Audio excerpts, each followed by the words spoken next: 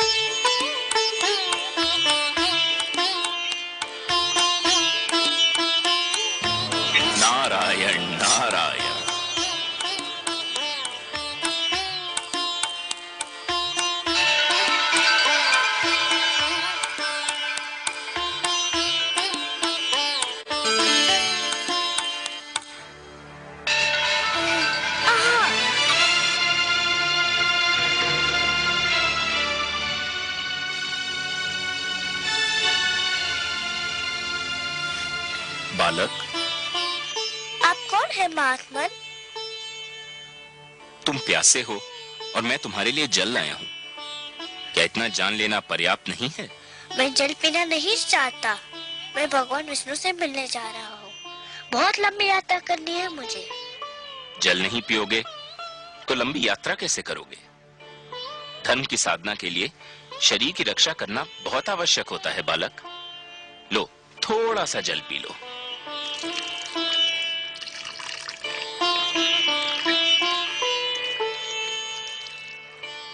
आप जो भी हो, भगवान विष्णु की खोज में यदि मेरा पथ निर्देश कर दे तो आपकी बहुत कृपा होगी।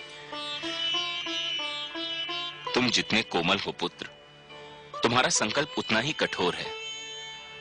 इस कड़ी धूप में कुम्हला जाओगे। मेरी बात मानो पुत्र, घर लौट जाओ। मैं तो समझा था कि आप मेरा मार्गदर्शन करेंगे। मार्गदर्शन ही तो कर रहा हूँ।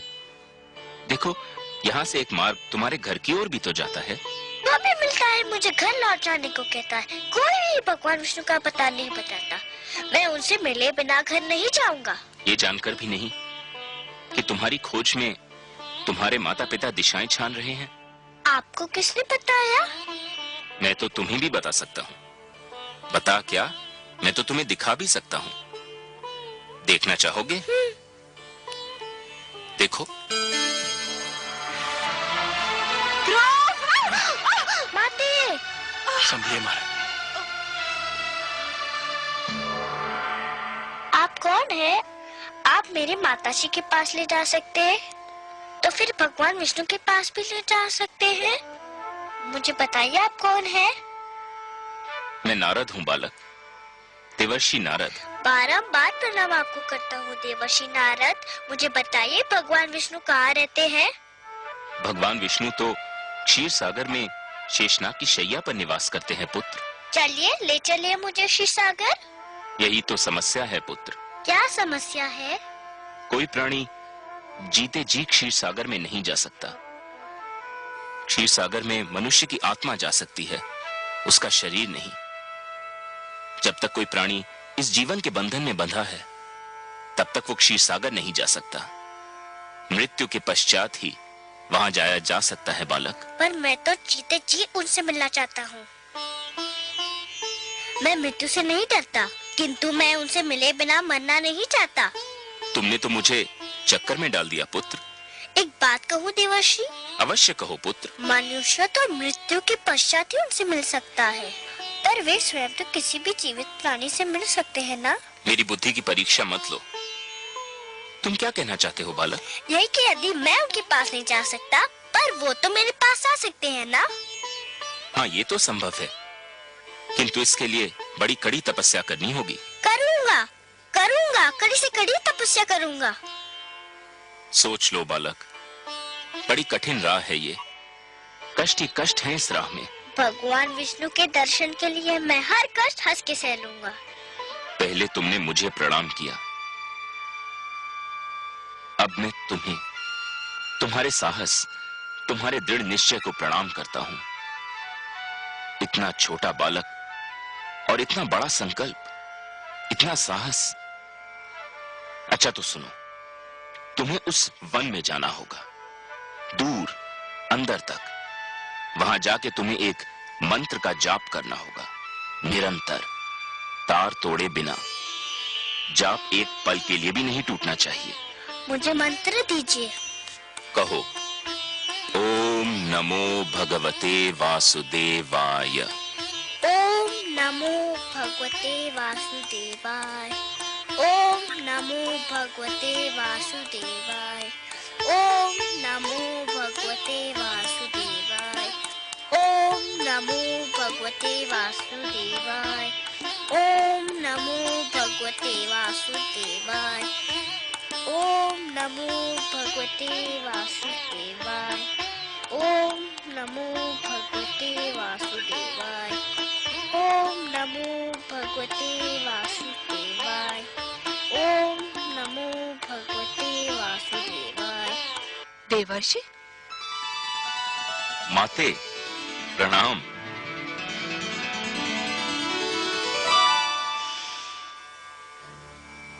माते, क्या मुझसे कोई भूल हो गई है? आप मुझे कुछ रूठी रूठी सी दिखाई दे रही हैं। हाँ, मैं आपसे बहुत क्रोधित हूँ। आप भी कभी कभी ऐसे उल्टे सीधे काम करते हैं कि मन करता है आपसे कभी बात ही न करूं। मगर माते, नियम तो यह है कि दंड देने से पहले अपराध करने वाले को उसके अपराध के बारे में बताया जाता है। आपने तो मुझे अभी तक नहीं बताया कि मेरा अपराध क्या है। आपसे उत्तर नहीं बन पा रहा, इसके लिए बातें बना रहे हैं। मैं पूछती हूँ, उस छोटे से बालक को इतने घोर वन में भेजने की क्या आवश्यकता थी, जहाँ हर पग वन्य पशुओं और विषैले सर्पों का संकट है?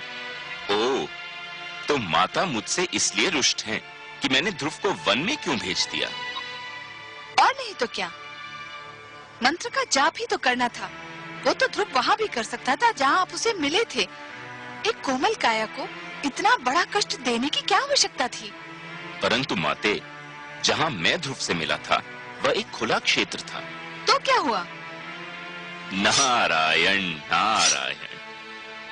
माते, आपको तो पता है कि ध्रुव के माता पिता उसकी खोज में निकल चुके हैं। हाँ, मैं जानती हूँ। माते, किसी खुले क्षेत्र में ध्रुव उनकी दृष्टि से बच नहीं पाता।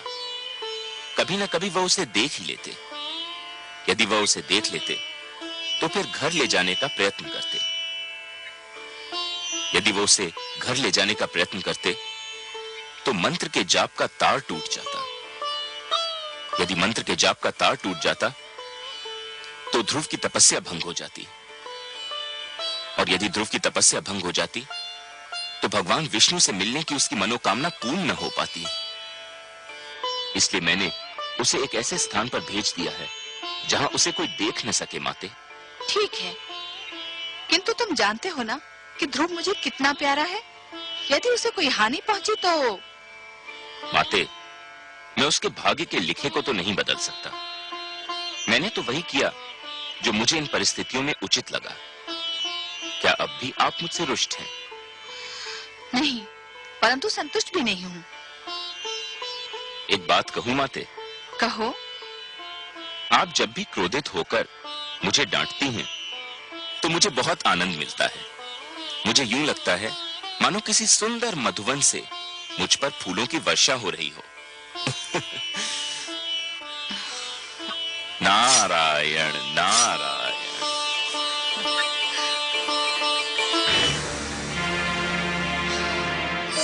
नमो भगवते वासुदेवाय। ओम नमो भगवते वासुदेवाय। ओम नमो भगवते वासुदेवाय। ओम नमो भगवते वासुदेवाय। ओम नमो भगवते वासुदेवाय।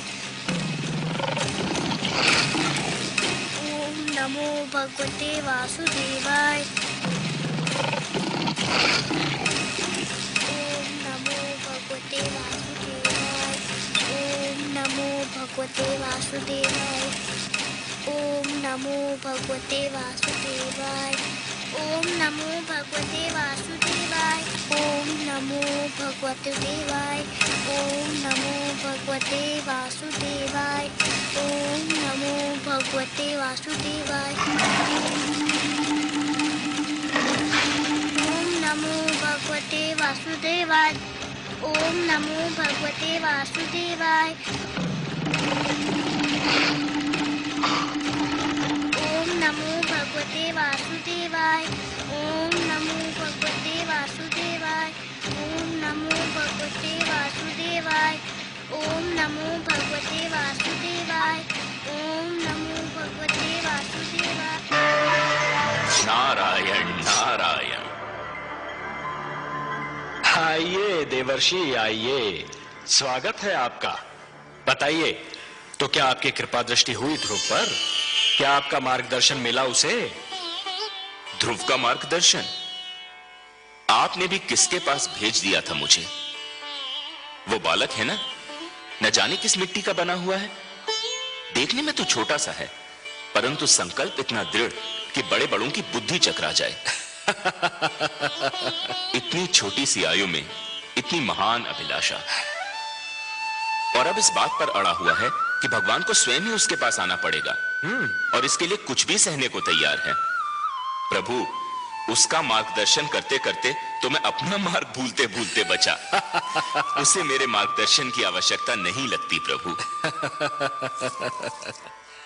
आप ठीक कह रहे हैं देवर्षि, आप ठीक कह रहे हैं। पतंगा जब दीपक पर अपना सर्वस्व न्योछावर करने की ठान लेता है, तो केवल एक ही वस्तु उसका मार्गदर्शन कर सकती है, दीपक की लौ और उस पर मर मिटने की इच्छा। फिर यही उद्देश्य उसका पूर्ण जीवन बन जाता है। ध्रुव के मन में जिस संकल्प ने जन्म लिया है देवर्षि, उस संकल्प की पूर्ति के लिए उसका मार्गदर्शन भी वही संकल्प करेगा। उस संकल्प के अतिरिक्त और कोई उसका मार्गदर्शन कर ही नहीं सकता। एक बात पूछने को मन कर रहा है जनार्दन। तो संकोच क्यों कर रहे हैं देवर्षि? पूछिए ना।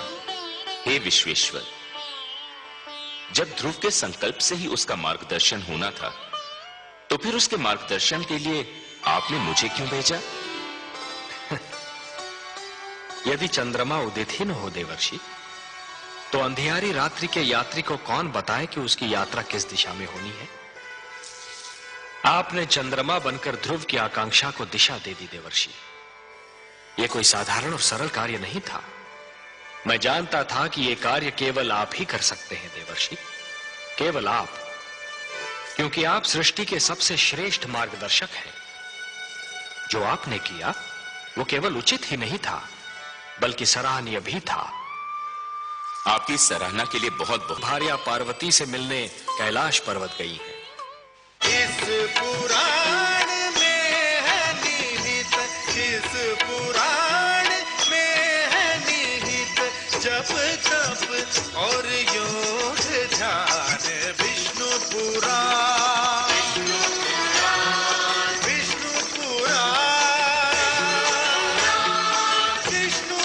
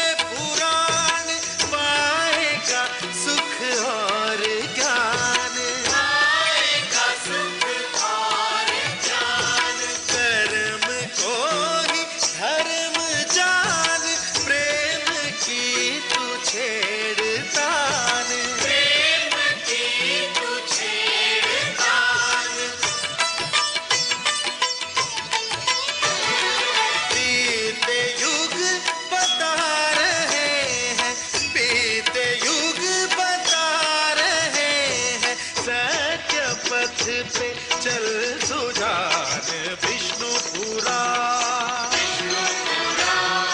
विष्णु पुराण, विष्णु पुराण।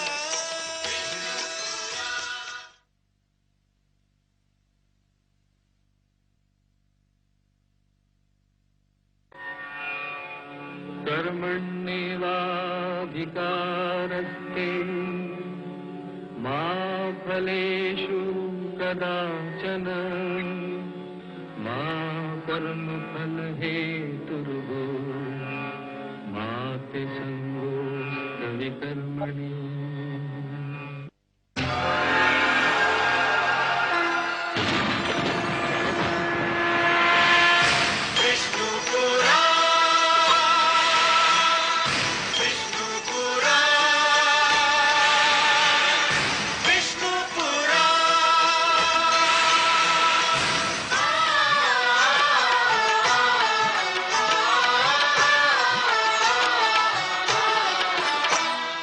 जीव ज्ञान ब्रह्म ज्ञान अथ श्री विष्णु पुराण, जीव ज्ञान ब्रह्म ज्ञान अथ श्री विष्णु पुराण। ओम की कथा महान, ओम की कथा महान, जय श्री विष्णु पुराण, विष्णु पुराण, विष्णु पुराण, विष्णु पुराण।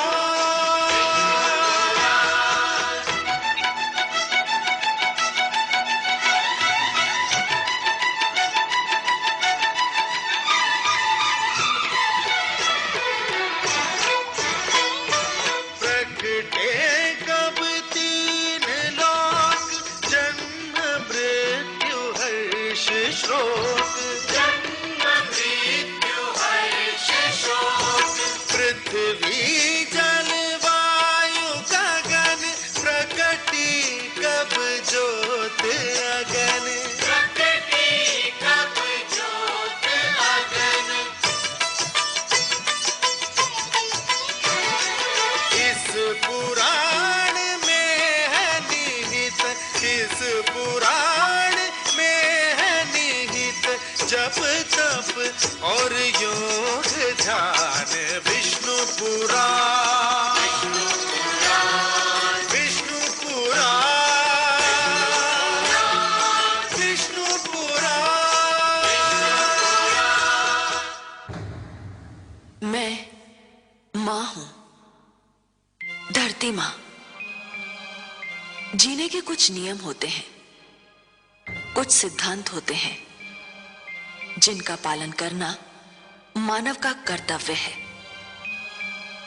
इन्हीं में से एक सिद्धांत ये है कि पूर्वजों के दिए हुए संस्कार को नई पीढ़ियां केवल इसलिए ना तोड़ें